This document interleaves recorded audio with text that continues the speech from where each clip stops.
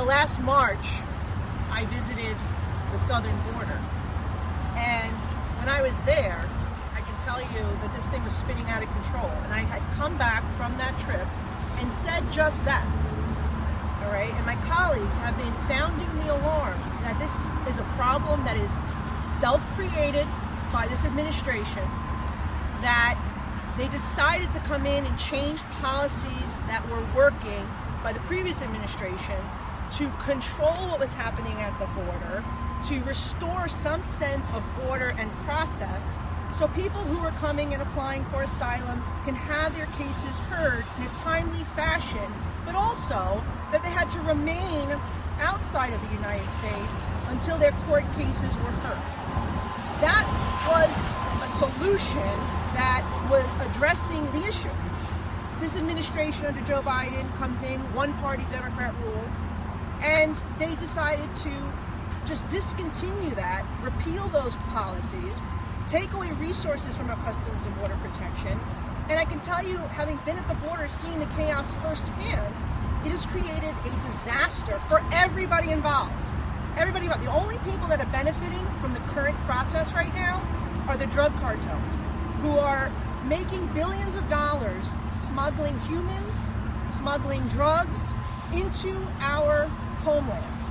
And that's a fact. When you talk to the children that were at these areas where they were being held, they were crying because they were raped along the journey. They saw atrocities, experienced atrocities that no child should ever experience. Women who are being sex trafficked.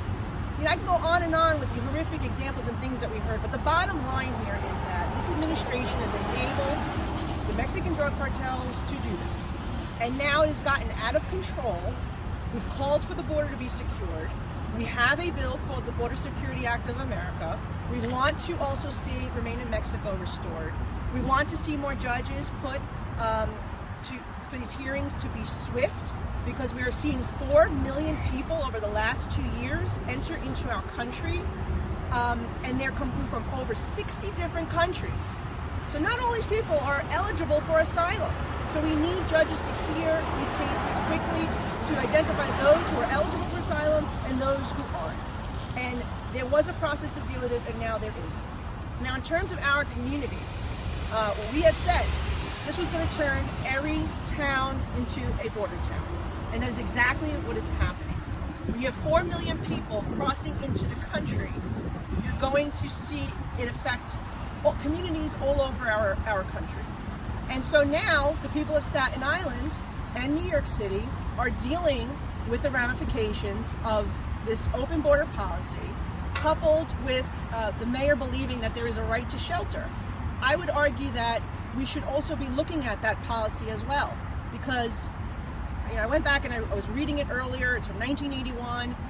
It's not clear whether it doesn't specify citizens and non-citizens. But reading through the decree, it seems that the mayor can make the case that this is not the right to shelter for people who are not citizens of New York or the United States. And so I think that those issues need to be addressed as well from the local level.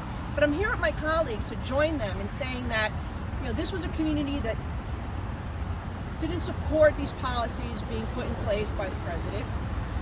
And we shouldn't be subjected to the impactful burden that it is placing on the taxpayers, right? As Vito said, there's a cost to this. The controller is estimating about a $1 billion cost for New York City to deal with this crisis.